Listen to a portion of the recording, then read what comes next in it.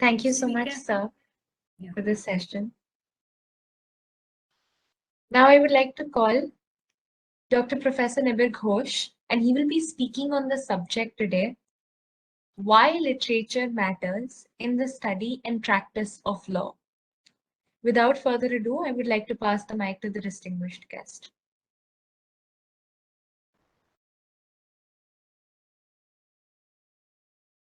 Dr. Professor Prasanshu, Dr. Naveen, Dr. Tanya, Raghav Arora, Pranit Singh, Namaha Bose, faculty members, RGNUL, dear students, ladies and gentlemen. First of all, I would like to extend my greetings on behalf of Remarkings to Professor Prasanshu for highlighting a very important dimension which could be of great interest to students.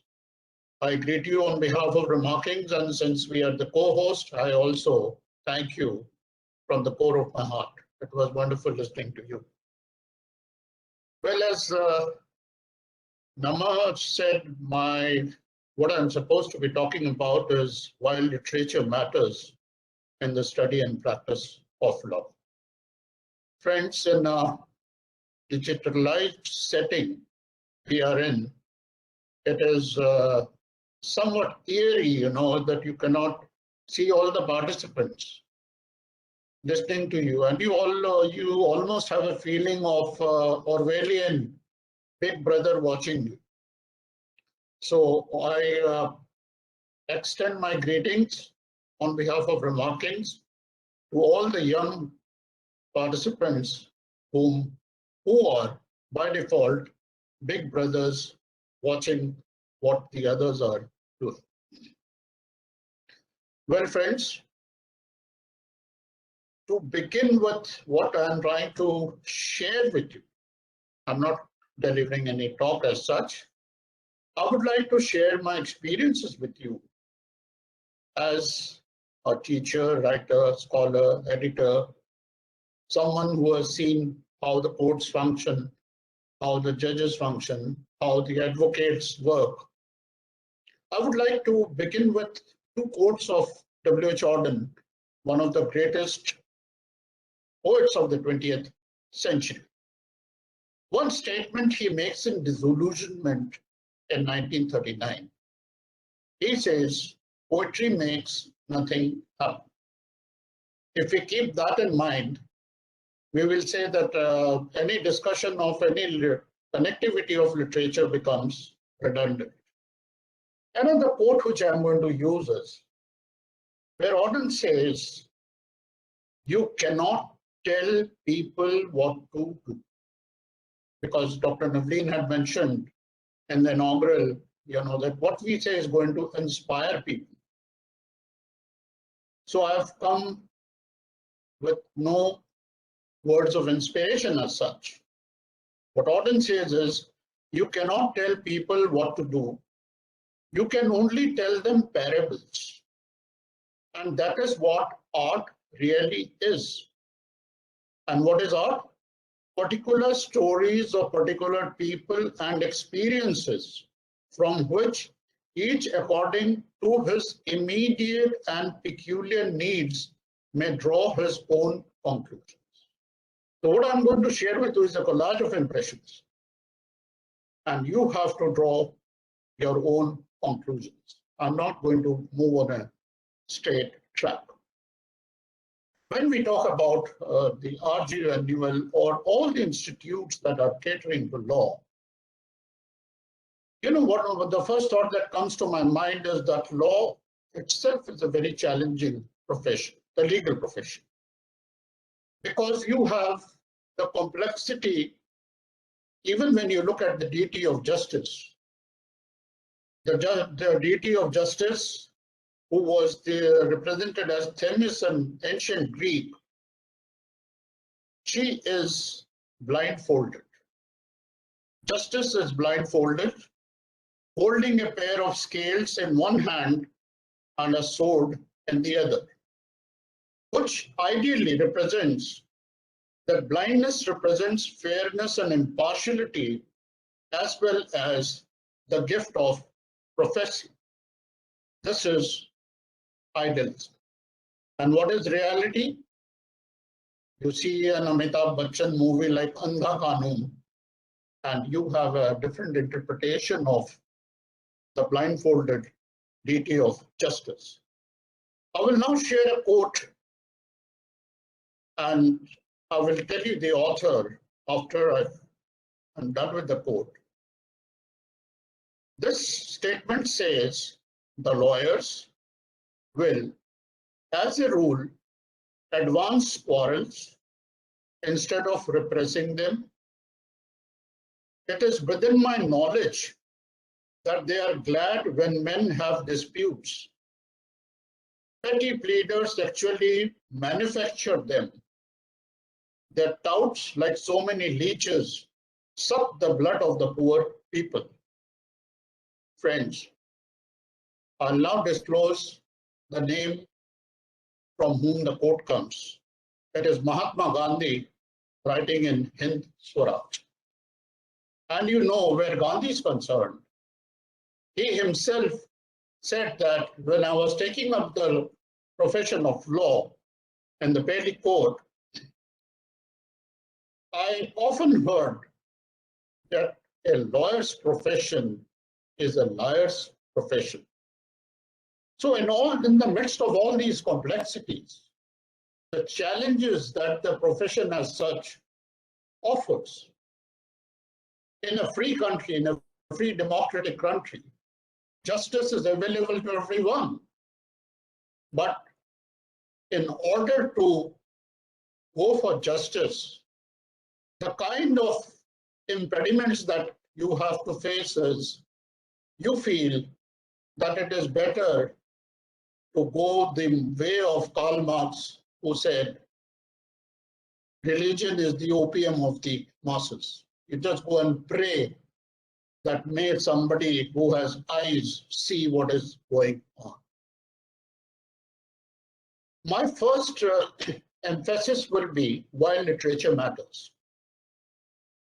I'm not trying to advocate that all of you, will transform your lives if you read literature.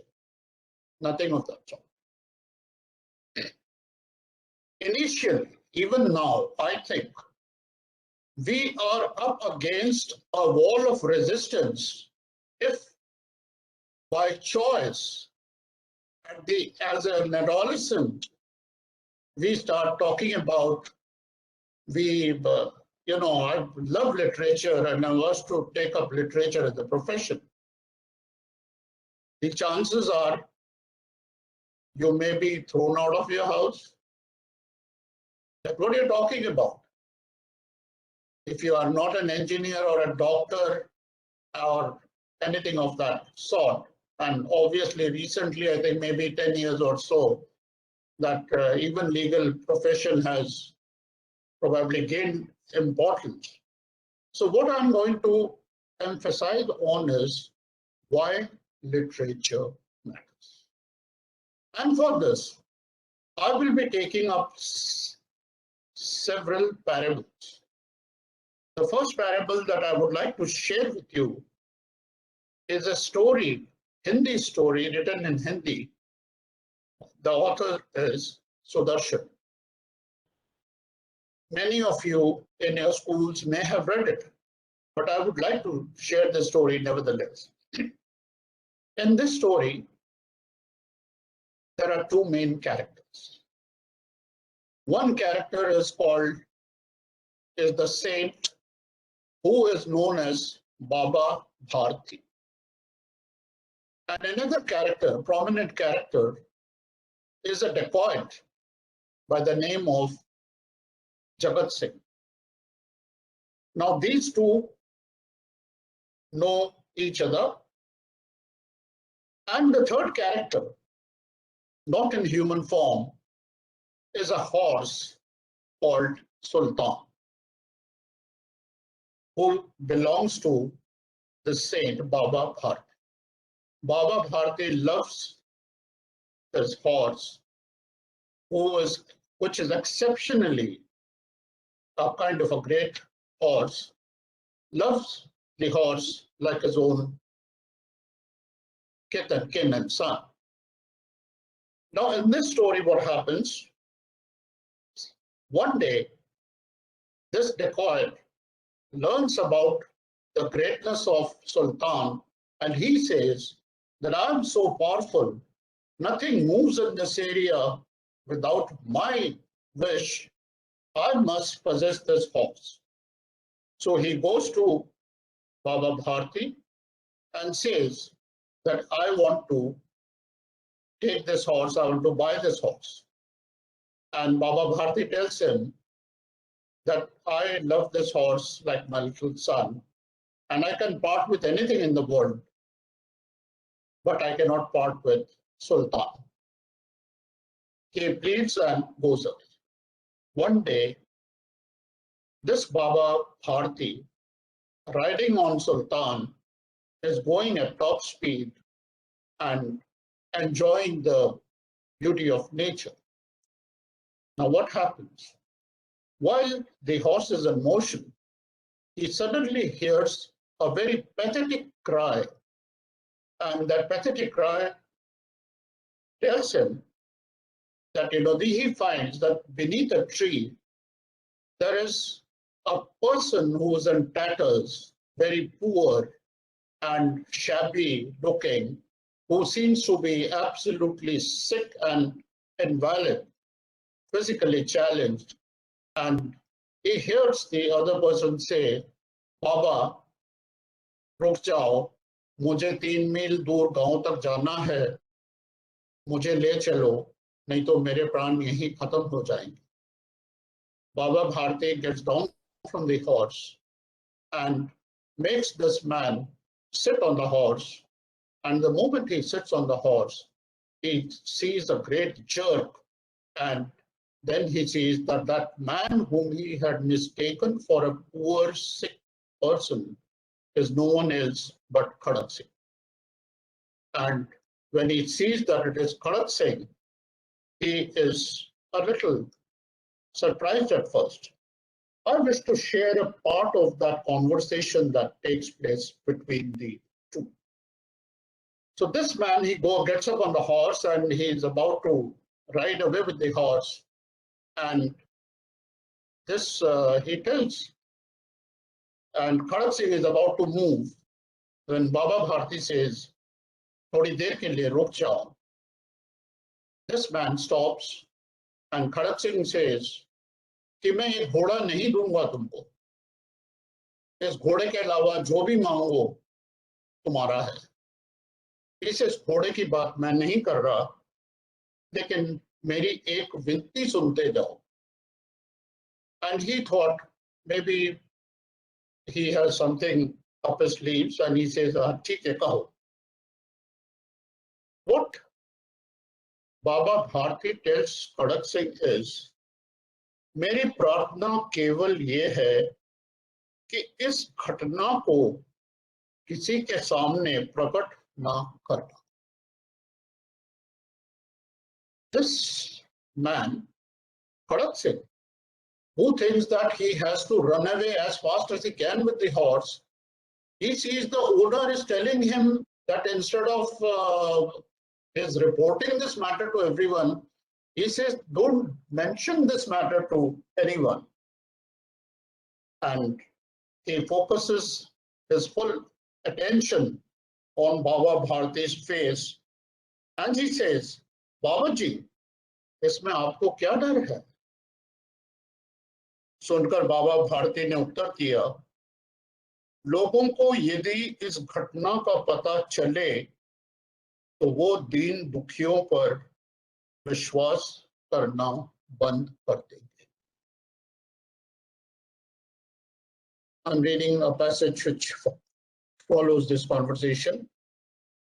बाबा भारती चले गए, परंतु उनके शब्द खड़क सिंह के कानों में उसी प्रकार गूंज रहे थे. सोचता था कैसे ऊंचे विचार हैं, कैसा पवित्र भाव है। उन्हें इस घोड़े से प्रेम था, इसे देखकर उनका मुंह फूल की तरह खिल जाता था। कहते थे, इसके बिना मैं रह ना सकूंगा। इसकी रखवाली में वो कई रात सोए नहीं, भजन भक्ति ना कर रखवाली करते रहे। परंतु आज उनके मुख पर दुख की रेखा तक दिखाई न पड़ती। उन्हें केवल ये ख्याल आया, कहीं लोग दीन दुखियों पर विश्वास करना ना छोड़ दें। ऐसा मनुष्य मनुष्य नहीं देखता। This is, I'm not taking you to the end of the story. If you're interested, when you read the story, you will see what a powerful ending it is. This is why literature matters. It changes, it can change the mind of a saint as well as the mind of a decor. The second parable which I wish to share with you while emphasizing the power of literature, I will take you back to almost 2 centuries. The first quarter of the 18th century. I wish to share with you the experience of a slave boy who was named Frederick Douglass. Frederick Douglass is a name which, even if you Google, you will know that it is a great story of a slave who became free. This Frederick Douglass, when he was an 8-year-old boy, he was with a family of owls, and the wife of the couple, the wife and the couple, encouraged Frederick Douglass to take interest in reading. Douglass began to find a lot of joy in being encouraged by this lady, Sophia, to read. But then one day, he sees that her husband comes in and says that, what the hell are you doing? You're teaching a nigger to read? The moment he reads, he will want to be free and you will lose him. And this wife suddenly realizes that what her husband is saying is right. And then she stops guiding him. But this 8-year-old boy has heard that education, reading can make him free.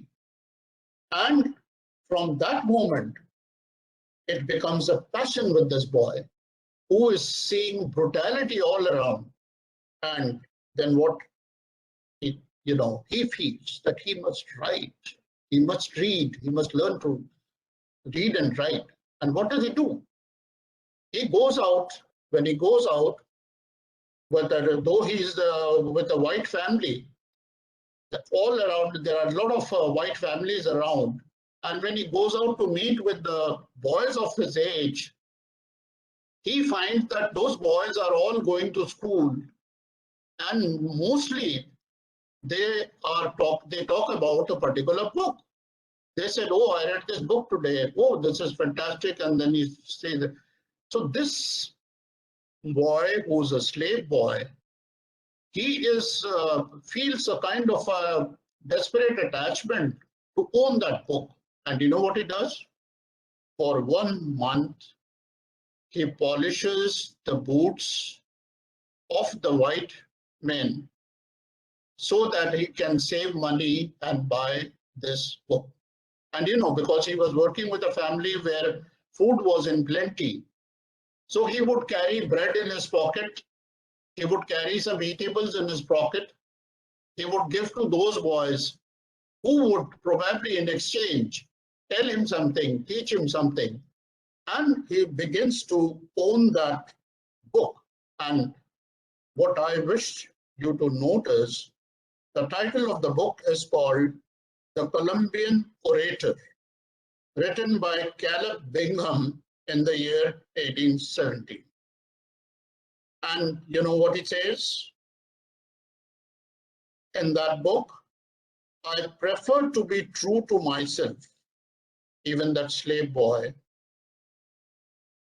says that he wants to be true to myself, even at the hazard of incurring the ridicule of others, rather than to be false and incur my own abhorrence. From my earliest recollection, I did the entertainment of a deep conviction that slavery would not always be able to hold me within its foul embrace. Another point which I want to share over here, which probably I don't want you to miss this point, that this boy is desperate to read because he has found a goal for himself, and that goal is freedom. And he knows that these words would be the bridge which would take him to the goal of freedom. And then what he does, he looks at, he says that my copybook was the board fence, brick wall, pavement, and my pen and ink was a lump of chalk. When he goes to the Columbian Orator, what attracts him most is that there is a kind of essay where there is a dialogue between a slave master and a slave. This boy reads that and he sees that there is an argument, there is a debate in this kind of an essay where the slave owner tells him that you have run away thrice and I have caught you thrice. Now I want to leave you and all that, and there is a debate. And ultimately, at the end of the debate, the slave owner is convinced that this man deserves his freedom, and he gives him his freedom. So this idea gets into him. And apart from that, I think if you read the autobiography of Frederick Douglass, you will see the kind of the pieces in the Columbian Orator which influenced him. And he was so influenced, and you see what happened. In 1833, Frederick Douglass wins his freedom. But that is not the story, that a slave boy becomes free. He becomes one of the greatest abolitionists in there. And since those days you didn't have those WhatsApp and Facebook circulating, he would run wherever he could, and wherever he saw a gathering, he would get there and he would speak in such eloquent words that people simply, black and white, both of them were transfixed, and they would sit and listen to him, and they would just wonder that is it true that you could have a genius like him who has just been freed from slavery without a teacher, without a school, without anything for that matter. Literature, as I said, that if you don't have a goal, reading literature can be just reading stories. The third example I wish to share with you is of a great writer whom I had the chance to meet at Seattle during my Fulbright year in the US. And when I was, and I call him a great writer because he's the winner of 2 Pulitzer Prizes. His name is August Wilson. And when I was actually thinking of August Wilson, I had read at many places that he does not grant interview to anyone. He is a kind of a recluse, stays within himself and doesn't probably talk to many people. I told a friend of mine, who's again a very big name in African American literature, Charles Johnson, that is there any possibility that we could, I and my wife could just come and meet August Wilson? And you won't believe, and this is again, the chance does play its role.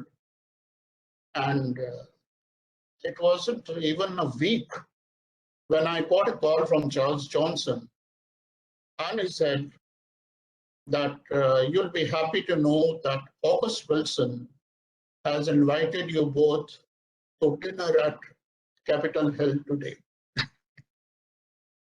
We went. I had read quite a good deal about him, and then we got into talking. I thought since we were his guests at dinner, I should not start asking him a question in the form of an interview. But I asked him that, August, that you are a great name today.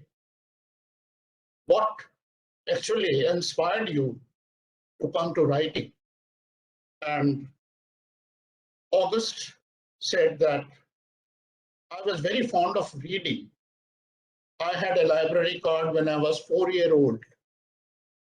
And I started going to a library at the age of 6. But then he recounted a story. He said, I was 14-year-old and I was studying in school.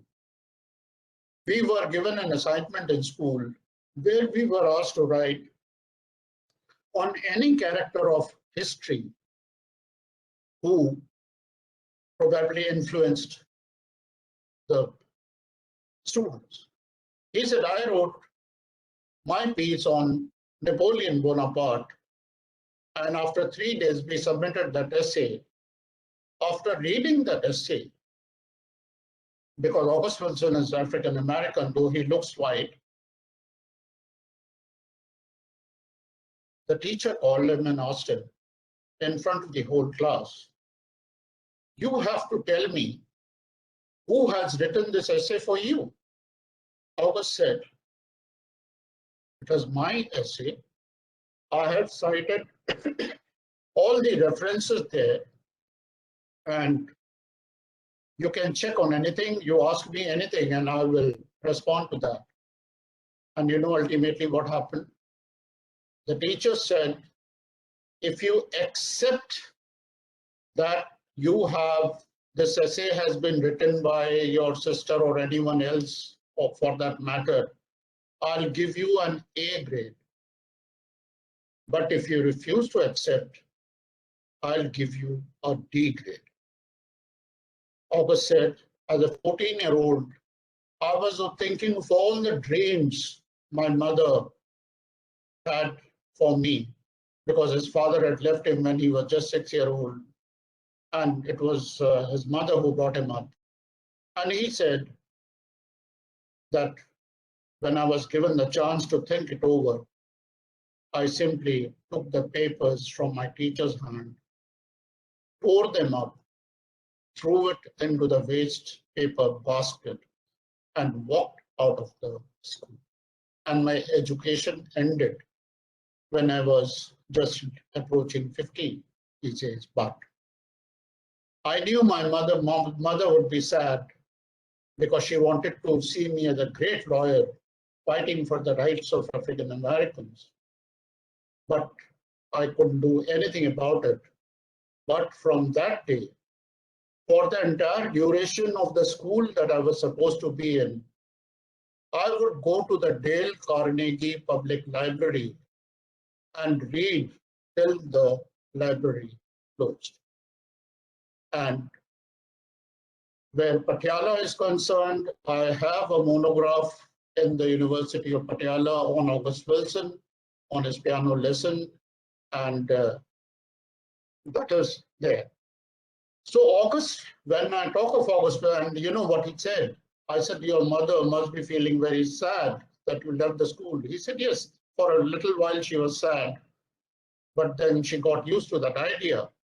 And today, I simply wish my mother would be alive to see that her son, August, has got 24 honorary doctorates from universities all over the US and Europe, including one from Hull.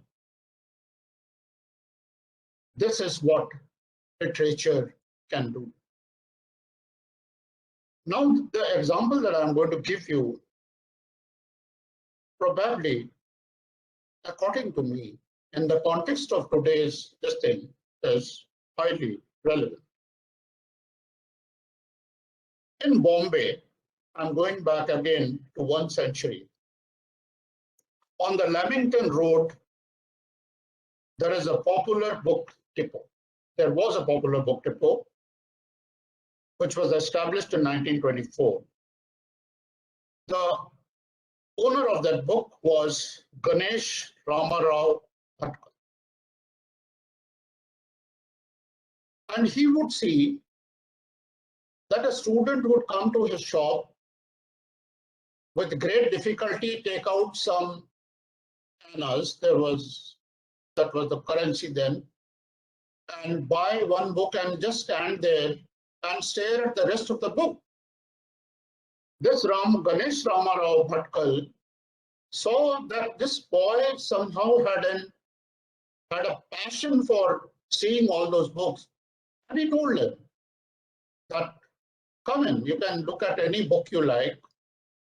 And he started looking at the books, and he said that you can go home only when I close the shop, but listen, before closing the shop, I keep a part of the back door open for routine work to go on. You can stay and read whatever you feel like before we finally close. And what happened? The encouragement that he gave to this boy, who joined first BA honors in literature and then did his MA in English literature.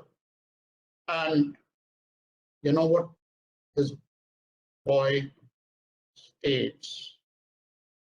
It was in those years that I read the lines of Wordsworth, which have always been etched in my memory. And there are 3 lines from that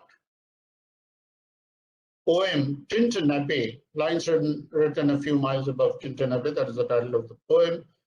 He quotes 3 lines and says, that best portion of a good man's life. That best portion of a good man's life is little, nameless, unremembered acts of kindness and of love. That is the best portion of a good man's life. Little, nameless, unremembered acts of kindness and of love. And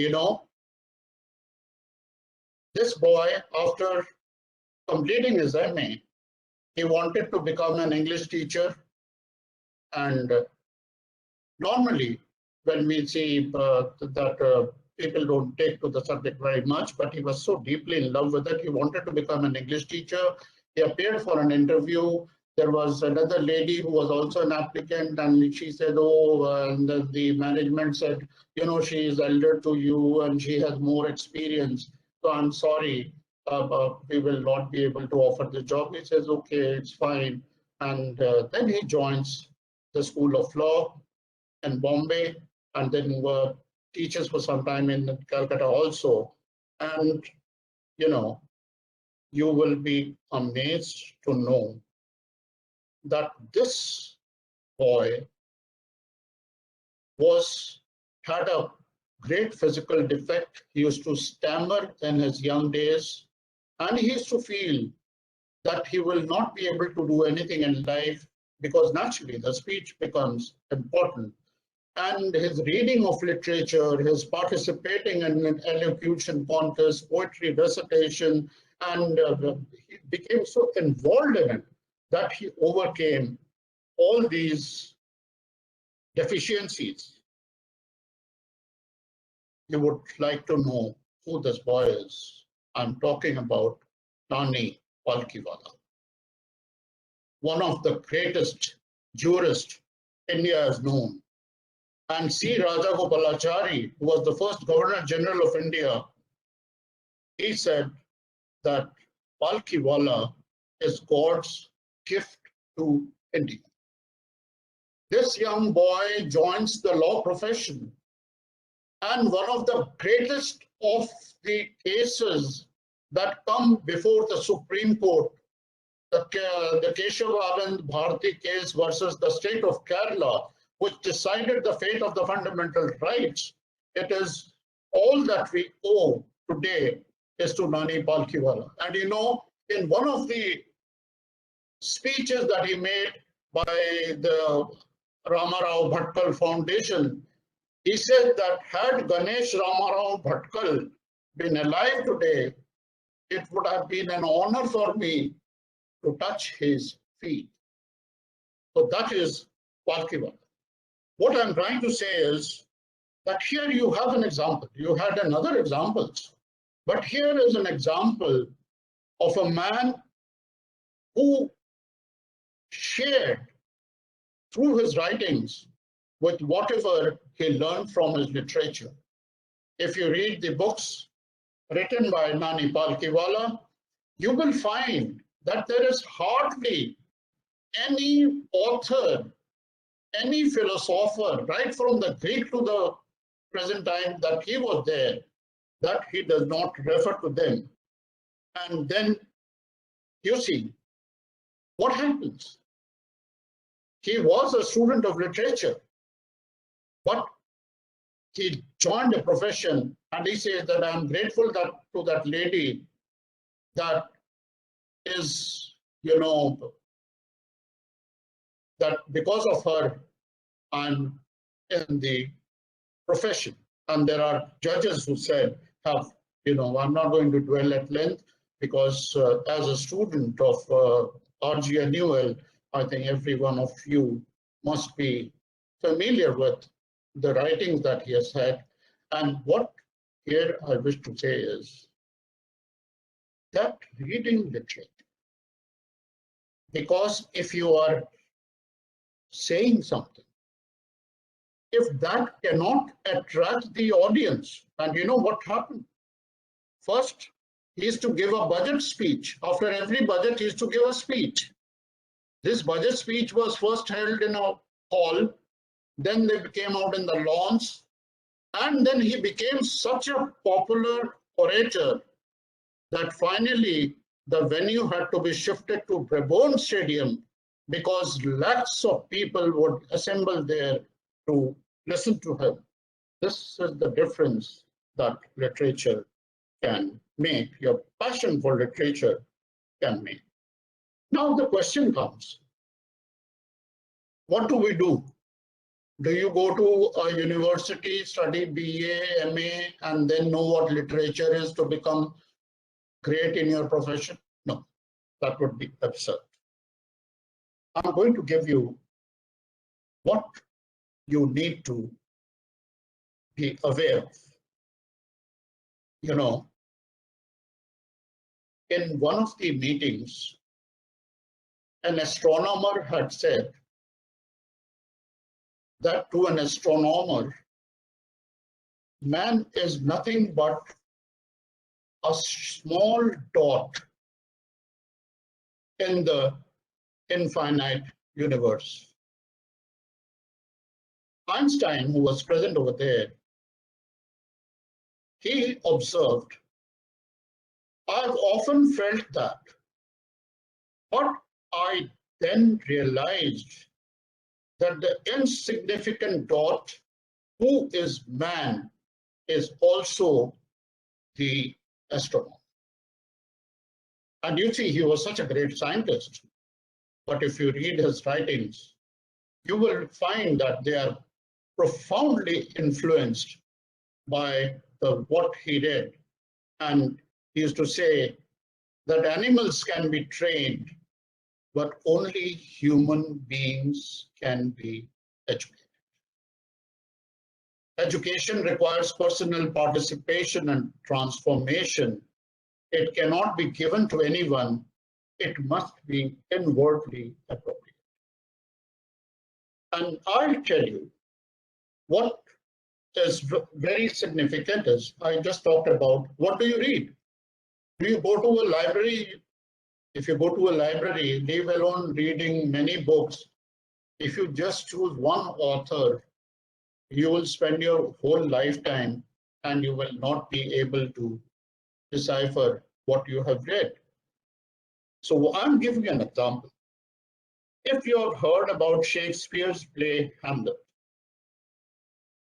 in that play, there is a place where Polonius, and Polonius is known as the fool in Shakespeare. Polonius advises his son before he is leaving for France as to how he should carry out his demeanor, carry out his behavior, what he should do and what he doesn't do. He talks about all those things, neither a borrower nor a lender be, and all that. There's just 26 lines. If you read these 26 lines, you will know what selection can mean. How do you reach those 26 lines? It could be a matter of chance. It could be a matter of the generosity of our teachers. Because you know why I hold those 26 lines important today is the world is flooded with millions and millions and millions of books on how to develop your personality, how to succeed in life. You read 400 pages of garbage and you still feel, oh, you know, success to kahin dikh nahi raha. But if you read the 16 lines, the 26 lines, you will realize that in your day-to-day experience, how each line can give you a new meaning to what you are trying to achieve in life. But the basic thing is that instead of now, you see what happens in this internet age, there are two parallel sources running together. One gives you a world of information which can be qualified as pure garbage.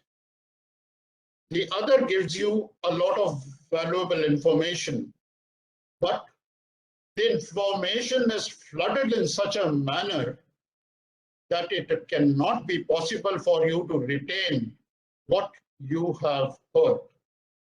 So rather than that, you have to go to a place where you can see what you need. As I told you in the beginning, that each one must take what he or she needs and appropriate that into your behavior.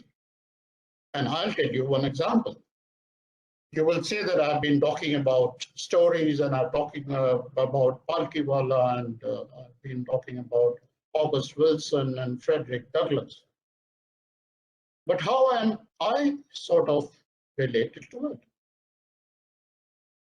You see, I also went through that phase where my English teacher in the school would say that I feel it is very unfortunate that students like you who love literature so much, they don't come to study literature. I said, you know, we have our careers to think about and all that.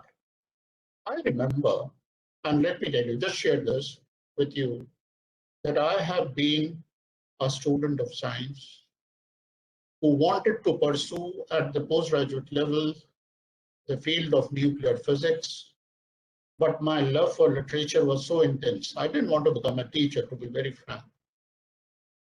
And still, I don't know why I've become a teacher of all things.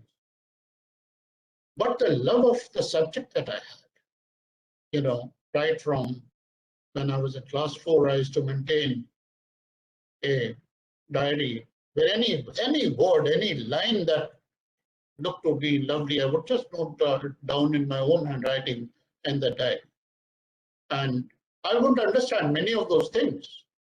But later on, as I grew up, I could see the, you know, what weight those words have.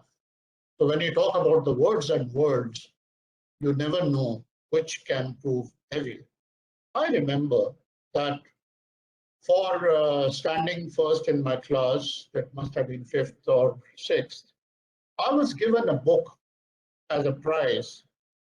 And that book was King Arthur and the Knights of the Round Table.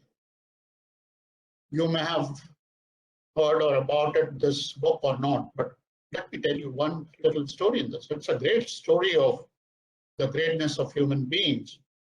And in this story, it's something which I read at that point of time, but something which has always kept on reminding me about that part of the story. And in that, the Round Table, King Arthur and the Knights of the Round Table, it was a table where 150 knights could sit together. And when this was returned to King Arthur by his father-in-law, to whom it was gifted by his own father, he realized that there was a magic in that table. And that magic was that the knight who sat there, if on a particular chair, in a particular point of the table, if he deserved that chair, his name would figure in golden letters at the back of the chair. And you know what happened? This is a story. There are so many things in that story that attracted me. But it has taught me, no matter how small or big chair we occupy in our professional life, if we must bring credit to that chair by sitting in it, to be worthy of it. And what I feel is that apart from lifelong intellectual curiosity, where you can make books and wisdom of the ages your lifetime companions. Now, when you're choosing how much should I read, if you are aware of a critic called T.S. Eliot, he mentions in Tradition and Individual Talent that those who strive to attain knowledge, they spend their whole lifetime. But Shakespeare gleaned more of wisdom from the lives of Plutarch than anyone else would have done from the entire library of the British Museum. So what you see, what you take, what you adopt, this is where your own goals are important. And apart from that, let me tell you that when you look at the profession of law, even if you don't look at, no matter whether you are a judge, whether you are a lawyer or you're working in an office or in a team or battery of lawyers and whatever that is, it's really not important. What is important is that literature can give you that feeling of eloquence. When you speak, people listen, which is something absolutely great, because today nobody listens to what the others are saying because they know that most of the time it's not worth listening. But what I wish to emphasize, it is how you learn when you look at the lives of, you read those great books, and Palkiwala himself has said that don't read about the best books, read the best books. And I'll tell you how reading can change your attitude. I'll just refer to one book, Lady Chatterley's Lover. If you Google, first thing you will know that for pornography and other things, it was banned.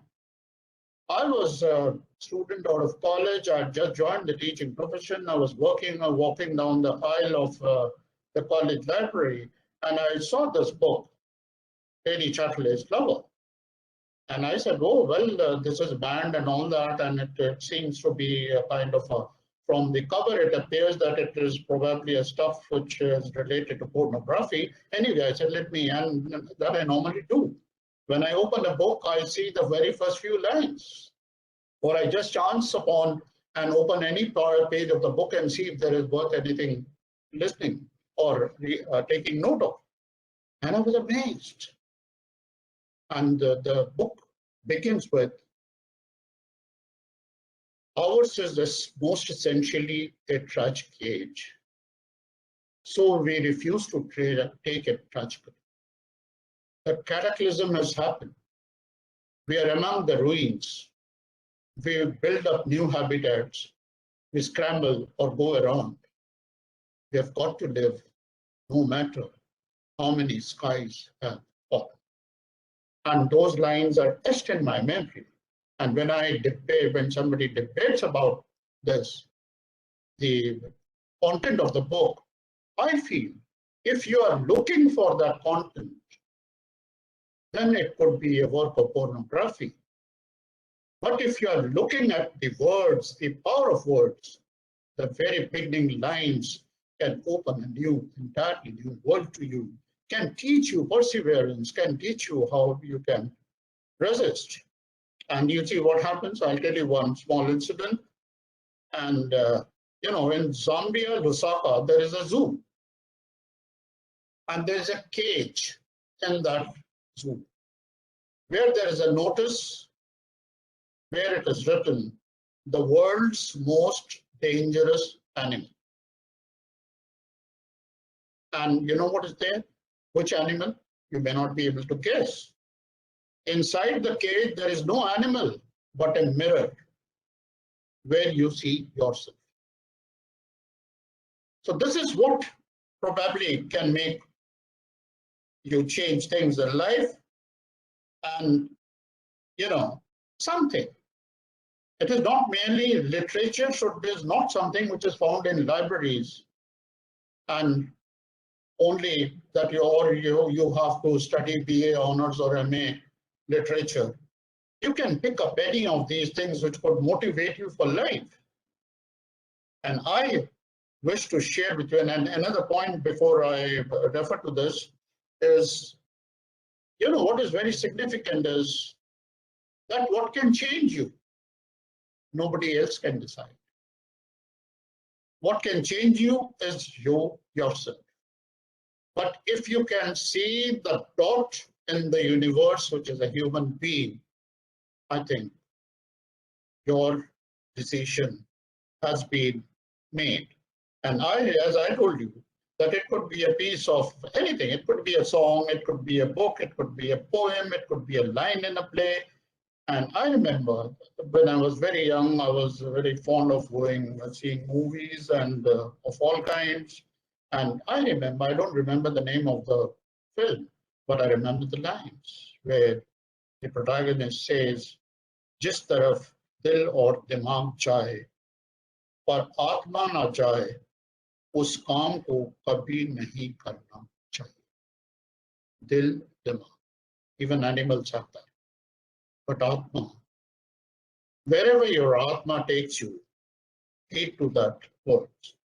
And because this is related, basically organized by a law school, I would like to, before I ask Dr. Naveen to switch on the video where I would be sharing a song, I would like to share a statement with you by Palkiwala, which all of you as students of law should know. And he says, the survival of our democracy and the unity and integrity of the nation depend upon the realization that constitutional morality is no less essential than constitutional legality. Constitutional morality and constitutional legality. So just think of that. And he says, dharma lives in the hearts of public men. When it dies there, no constitution, no law, no amendment can save it. So I wish that someday some of you will achieve the greatness which, according to you, will give you a lot of satisfaction and say, yes, I remember this particular story, this particular line, this particular film. It made so impact upon me that I feel that the dharma that is there in my heart, that has to be protected at all costs. And what it is you to decide. And another thing which I would like to tell you is what difference literature can make. There have been famous trials, Joan of Arc and so on, right from Socrates and all that. You may read those trials. That will be a legal document. But try and read something on which some literary genius has written a novel, a poem, a short story, or anything, and see what difference is there in the perspective and perception. That could help you, whether you are a lawyer or a Chief Justice of Supreme Court someday. And some of the books that you should read is George Bernard Shaw's St. John, Galsworthy's Justice, Upton Sinclair's Boston, which deals with the psychoanalytic case, E.L. Doctorow's The Book of Daniel Rosenberg's Trial, that deals with Joseph Warren, Penn Warren, all the King's Men. Now, with these words, before I request Dr. Navleen to ask the technicians to play the song is by Bob Dylan. It's titled Blowing in the Wind. And this is important because it discusses many of the things that I've been talking about. It is one of my favorite songs. So if you have listened to me for such a long time, you can listen to one of my favorite songs too. And I would like to, before I conclude, I would like to say is that the big brothers who have been watching me, I wish to tell them that I don't want merely a cosmetic representation of remarkings in this August event you have organized. And all the students of RGNUL are welcome to write around 300 or 400 words on words and words.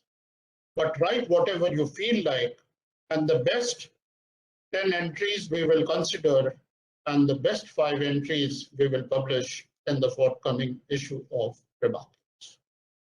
So you see, this is a kind of an invitation. You can take it, and I'll be very happy to see RGNL and its bright students represented in the pages of Remarkings. And you know why Remarkings is important? Not because your teachers write for that journal, but because the chairman of the Swedish Academy, who decides on the Nobel Prize for Literature, has also been a contributor to Remarkings. Thank you very much. I would welcome the questions, queries, or whatever it is. Obviously, if the big brothers have not been sleeping through this time. Thank you very much, Dr. Navleen, Dr. Tanya, RGNL, Professor Bajpai, and everyone else. Thank you so much. Thank you so much, sir. We can play the song before I begin with my remarks. Yeah, sure. Inderpreet, sir, you can just play the song, please. Thank you so much, sir.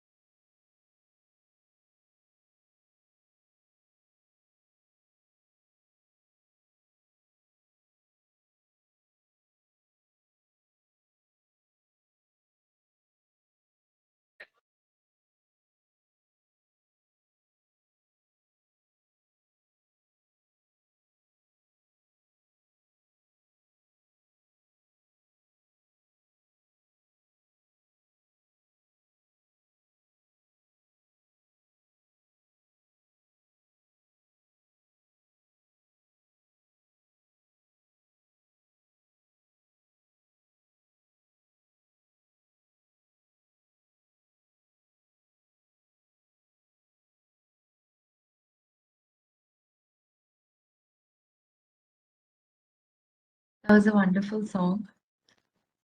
I would now like to invite Dr. Navleen Multani ma'am, the chair for the session, to deliver some remarks. Thank you so much, sir, for this wonderful talk, which has invigorated so many thoughts.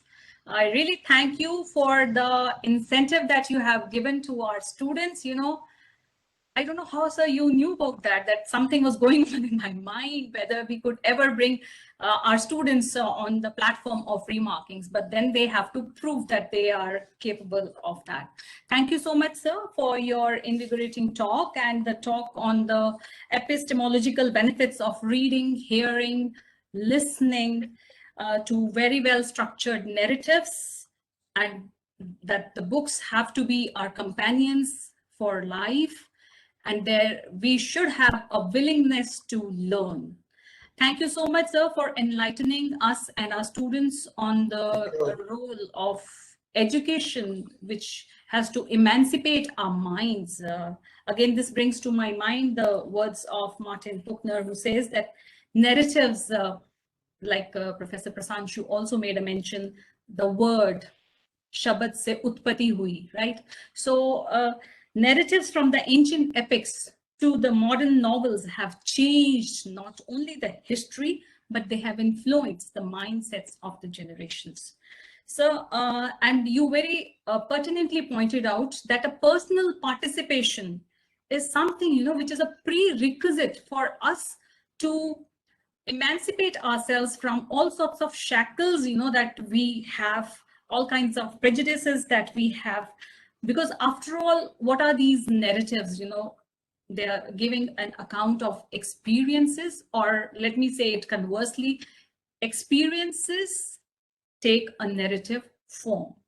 So life, you can never, you know, is inseparable from the life that can be told. And a French philosopher, Michel Sartre, has rightly pointed out that we are a recited society. And Professor Ghosh has very well begun his talk by telling us what Auden, the great 20th century poet, said: poetry can make nothing happen. But yes, in doing so, it is also making so many things happen. Why? Because P.B. Shelley is the one who remarked that the poets are the unacknowledged legislators of the word. So sir has very well, you know, taken us to a very nice journey, a journey which began with Auden, with lots of focus on those parables, and the story of how a slave gaining his freedom by simply reading. And what was the most interesting part, I think, which everyone must have appreciated, was, though everything is appreciable, sir, August Wilson's and a few of the students, you know, who still have to find a book which they have to work on their project for, can always think of that. And sir has already hinted they can amply use that secondary resource available in the form of a monogram by Punjabi University, which is on August Wilson. So whatever life experiences, at times, you know, young minds do question, why should we listen to the experiences of others? Because it is by listening to the experiences of others, we can bring some kind of changes in our lives. And also, it is a way in which, you know, we can interpret or reinterpret life. The way it is told or retold is highly going to shape our reasoning, which is the kind of torch that sir was referring to when Einstein, you know, was rightly picking up those words, that man is a small torch in this infinite universe. So the light is within. We just need to spark that, so that whether it's the reading of Wordsworth, Nani Palkiwala, any writer, whether it's Mahatma Gandhi's writing. So everywhere you find something or the other which leaves a mark on your life. And really, sir, appreciate your the one part that you shared about writing of the diary and making a special mention of that banned censored novel, right? Because this is something I think many of the students who are into writing or are mesmerized by words, they usually have those diaries and they keep jotting down, and it really brings down some memories of our school days as well, when we were noting all these things down. And today our students also had to write something, and they will be writing. Rather, there was something, so while you were presenting your views, someone in the chat box just wrote that, are we to write on everything, ma'am? So it's up to you, whatever you have been able to grasp properly, whatever you have been able to learn. I think it has been a great learning experience, sir. Thank you so much for your words. And I really want to say that humanities is a great gateway with which you can develop your understanding of law. And sir's discourse on literature and why literature matters for the students of law, the interdisciplinary study. Again, if you say that this particular book is going to give you a solution to some legal problem, is something which is not intended by this symposium. What we try, the teachers in the Department of English, we are trying to evoke your thoughts, build your understanding, your cognitive skills, so that you can assess, make use of it, and then you can write in a better manner. No doubt, so very rightly pointed out that if you are a good reader and you have assimilated all that literature in yourself, certain words that are etched in your memory, are going to surface whenever you are speaking, and that is going to be your hallmark as a good speaker. And as lawyers, you are going to be the wordsmiths. I always keep telling my students, and no doubt the writers, the novelists are also wordsmiths. So you have that commonality. There's a common thing that you share. And again, what to say of the song? I think it is evergreen, and I think it leaves us with so much thoughts more to ponder upon. And I really appreciate, and I'm thankful to you for having invited those paragraphs from our students. Actually, they actually have to write a paragraph and submit, right? And so that they can build upon it, improve it, maybe they'll get scrutinized, and finally a submission to remarkings can be made. And I wish my students also good luck. They can make use of this opportunity. They were looking for a platform to get published. Thank you so much, sir.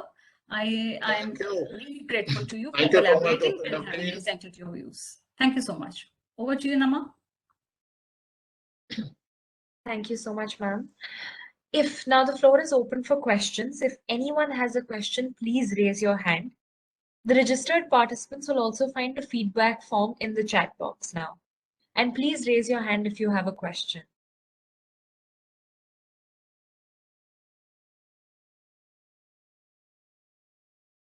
I see there is one raised hand. Please unmute yourself now and you can ask your questions. Hi, good afternoon. Am I audible? Yes, you're audible. Good afternoon, sir. Thank you so much for your wonderful session. You have provided some really wonderful insights that did pique my interest. So my name is Aditi Sadhu and I am from first year. So you mentioned a statement posed by Mr. Palkiwala about constitutional legality and how it should go hand in hand with morality. Now, from what I have seen most of the times, this often becomes a point of tussle between legality and morality, which is mostly our social fabric. So in terms when we talk about issues such as LGBTQ rights or even privacy being granted to live-in relationships. So do you think that law schools nowadays provide a focus on this intersection between legality and morality? And will we be able to learn how to approach such cases when there is a tussle between the two?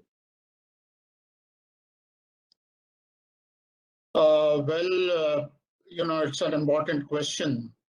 But morality and legality is something which is does not need any explanation.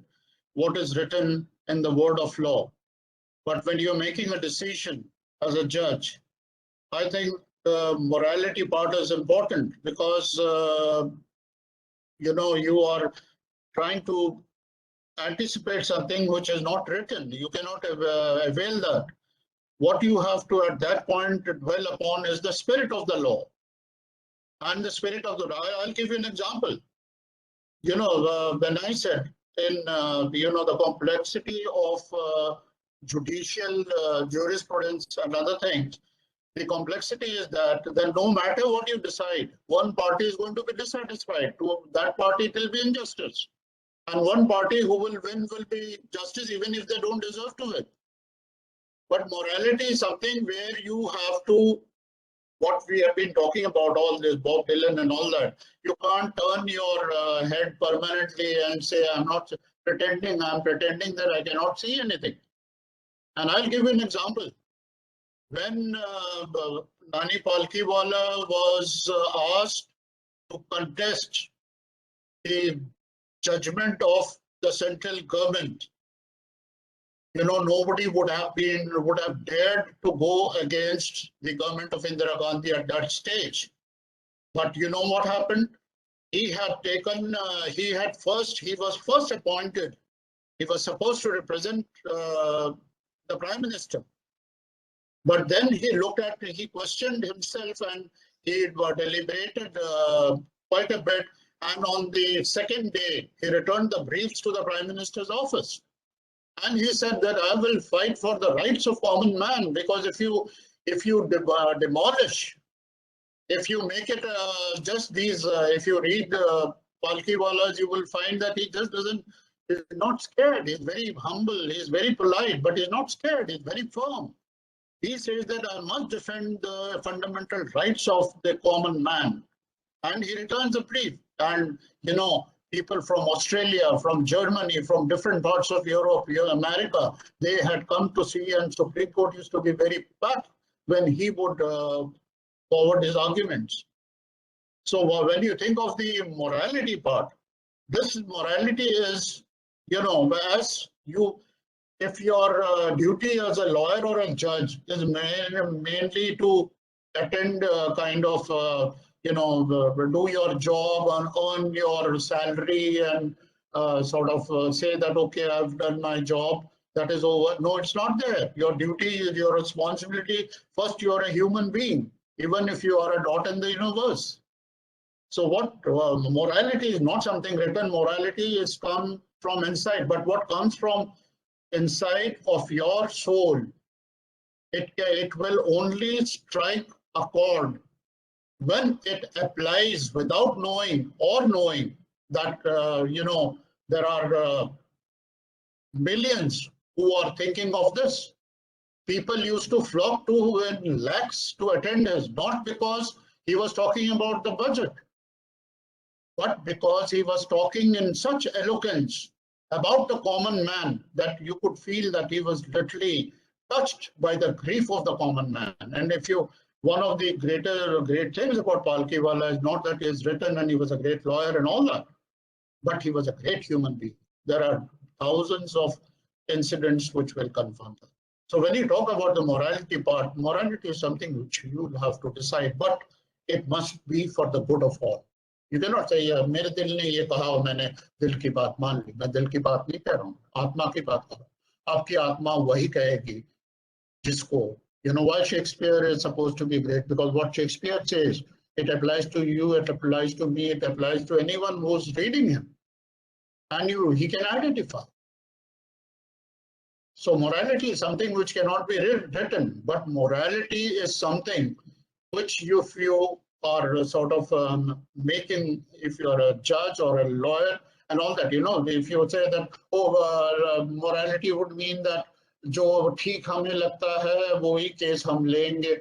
Who are you to decide ठीक क्या लगता है? There the legality is important.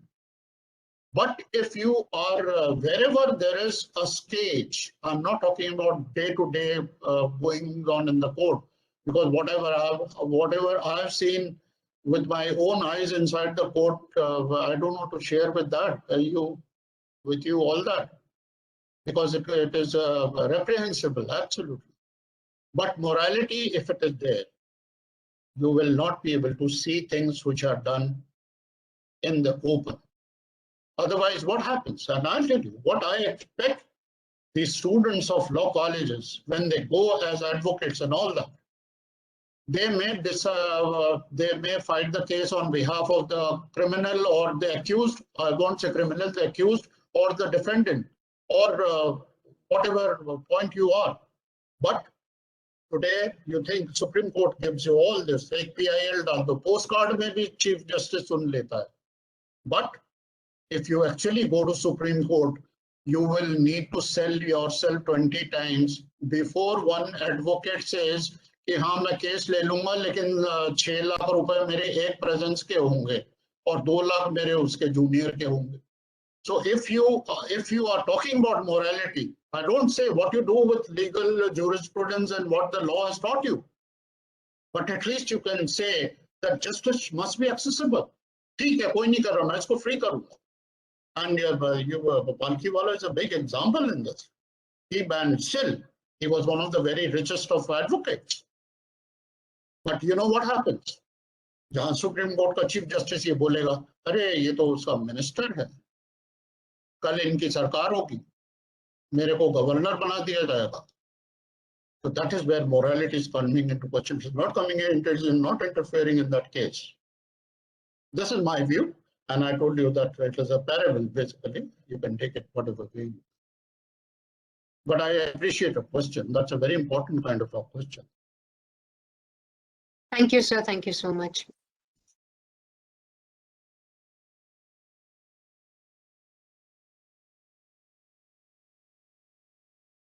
Vishal, are you there? You had a question. Vishal?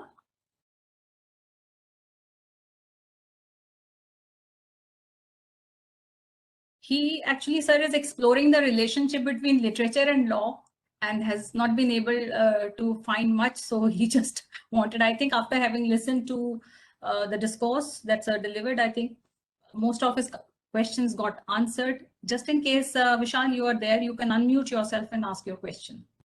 Dr. Naveen, when it comes to question, I feel like saying like Matthew Arnold about Shakespeare, that others abide your question, I am free.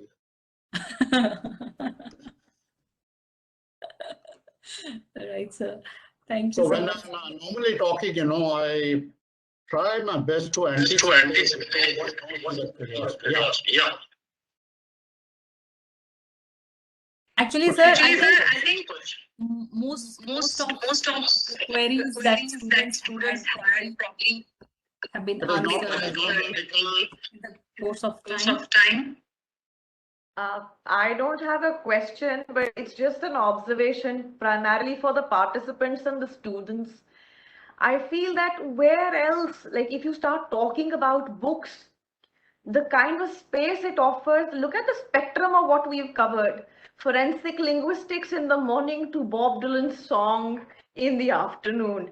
I mean, where else would you find this kind of space? Only when you are talking about books, stories, narratives, words and words. I think it's been such a beautiful journey from morning to afternoon. Thank you so much, Professor Ghosh. Thanks a lot. Yes, thank you so much, sir. Professor Prasanshu is also here with us, sir. Could we have a few of your observations? Thank you so much.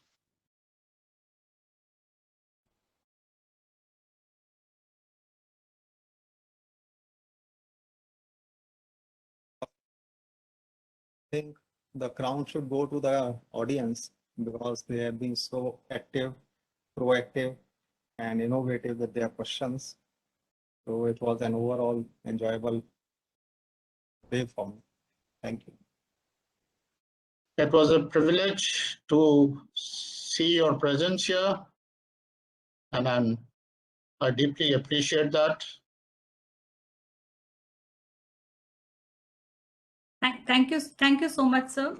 Nama, I think we are done with the almost. I think sir has not left any. Yes, sir. Dr. Naveen, may I just take a minute? Yes, sir. Sure, sir. About the students' participation, where it is concerned, the writing part I said, the I mean, the emphasis should be on what the person individually feels about it. It should not be about quoting too much or internet sources or something. What you as an feel, and it can be less. It could be, you need not have to write all those 300-400 words. It can be shorter than that. But whatever you write, you feel that, okay, as a lawyer or a justice or anything. I think I saw a question where somebody probably in some chat has mentioned that, the spirit of the law and the letter of the law, there has always been that. Why? Because what Gandhi said, there are lawyers who want that these disputes should go on.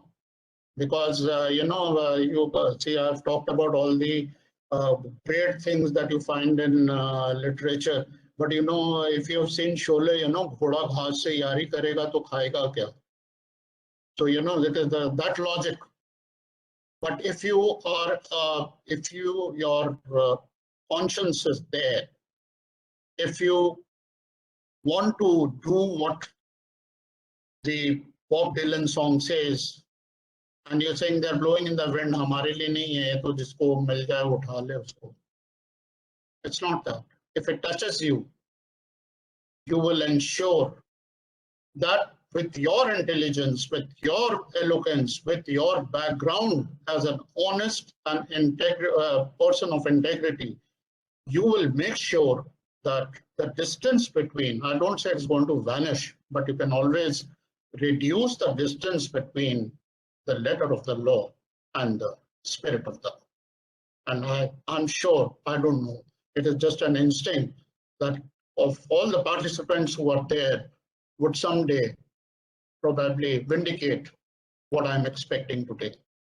And if it doesn't happen, it doesn't matter, because it was a parable. You were supposed to take whatever you feel like it. Thank you once again, especially Prasansu Shah, for your presence. I'm really honored, and maybe we could discuss all these things in some other time or some other issue. And when Remarkings is published, so I'll make sure that you get to see what it is. Thank you once again. Thanks a lot. All the participants, the technicians, Dr. Navdeen, Dr. Tanya.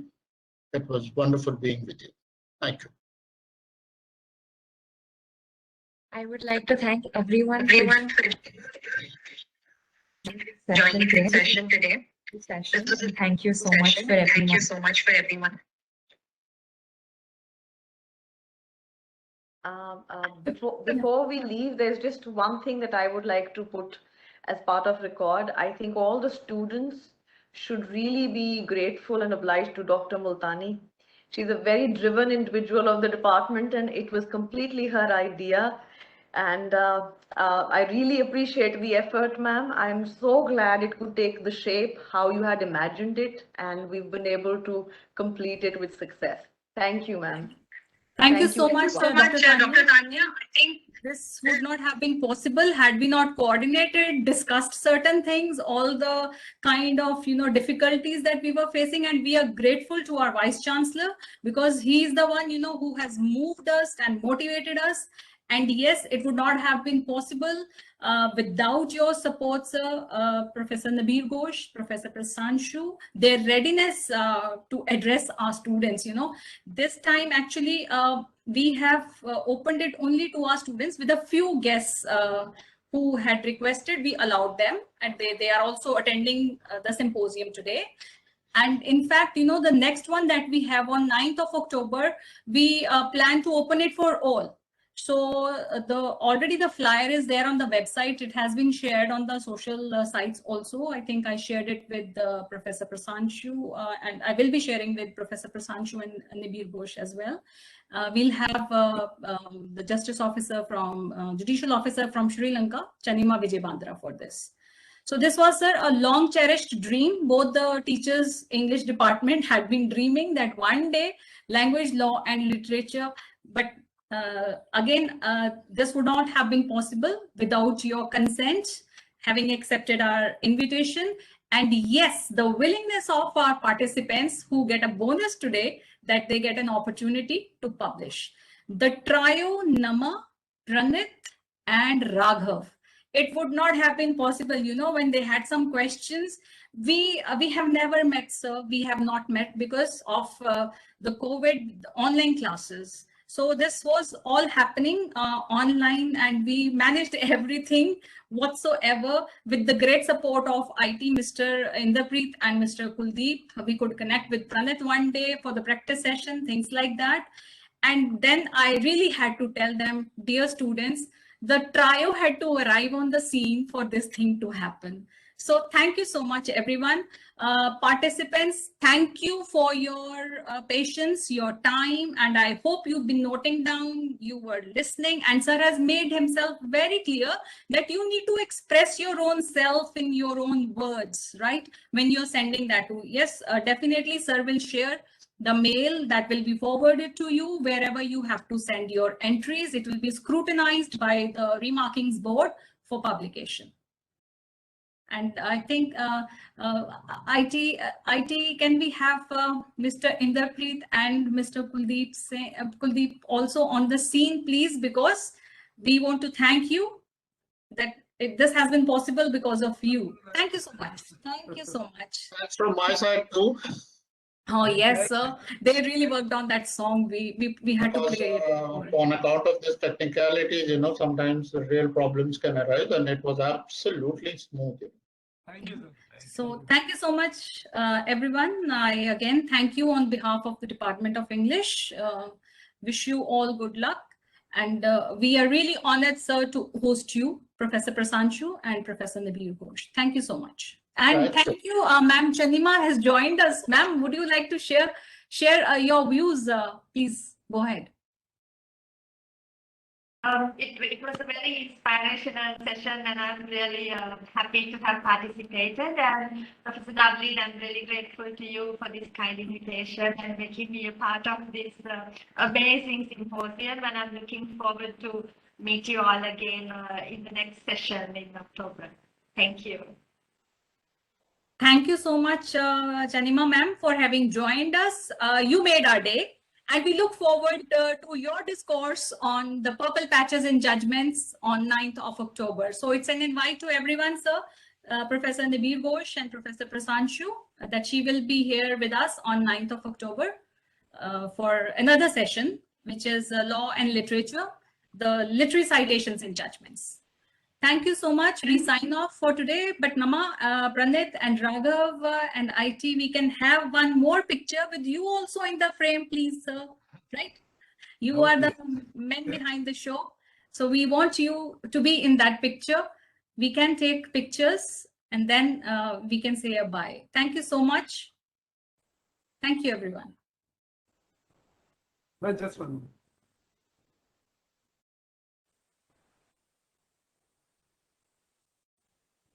Okay, done.